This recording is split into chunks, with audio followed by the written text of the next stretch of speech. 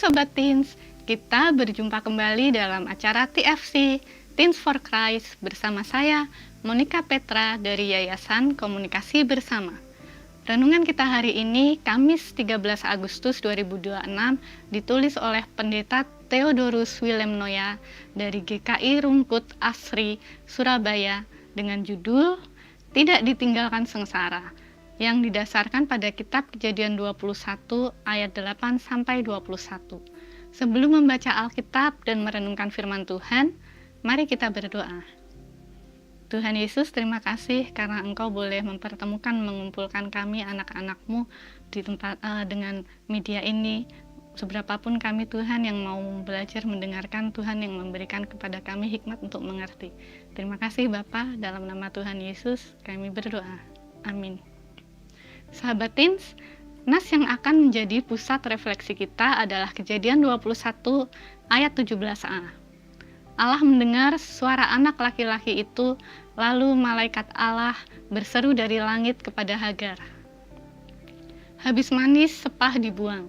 Teens, ini adalah peribahasa yang menyatakan bahwa seseorang hanya dimanfaatkan saat dibutuhkan. Setelah tidak dibutuhkan lagi, ia dilupakan atau dibuang begitu saja. Peribahasa ini diambil dari proses pengambilan sari tebu. Setelah sari tebu yang manis diambil untuk dijadikan minuman atau diolah menjadi gula, sepah atau ampas tebu menjadi tidak berguna lagi.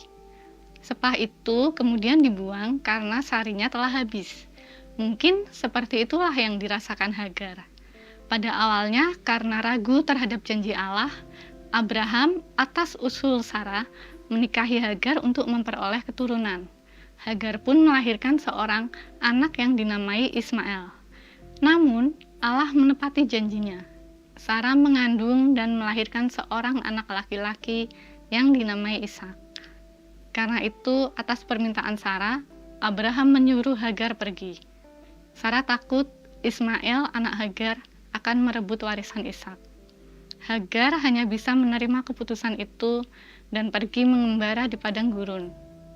Keputusan yang keliru dari Abraham dan Sarah membuat Hagar dan Ismail menderita, bahkan hampir kehilangan nyawa di padang gurun. Namun dalam penderitaan itu, Hagar dan Ismail berseru kepada Allah. Allah mendengar dan menolong mereka. Sekalipun Ismail bukan yang ditetapkan sebagai penerus Abraham, Allah tetap mengasihi Hagar dan Ismail. Allah tidak membiarkan mereka menderita sendirian.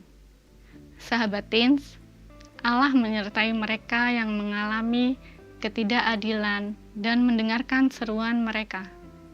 Allah yang peduli juga mengajak kita memperjuangkan keadilan bagi semua orang. Karena itu, sebagai umat Allah, kita diajak untuk menyatakan kepedulian kepada sesama, mendengarkan keluh kesah mereka yang menderita, serta bersedia menolong, bukan justru membuat orang lain semakin sengsara. Mari kita berdoa.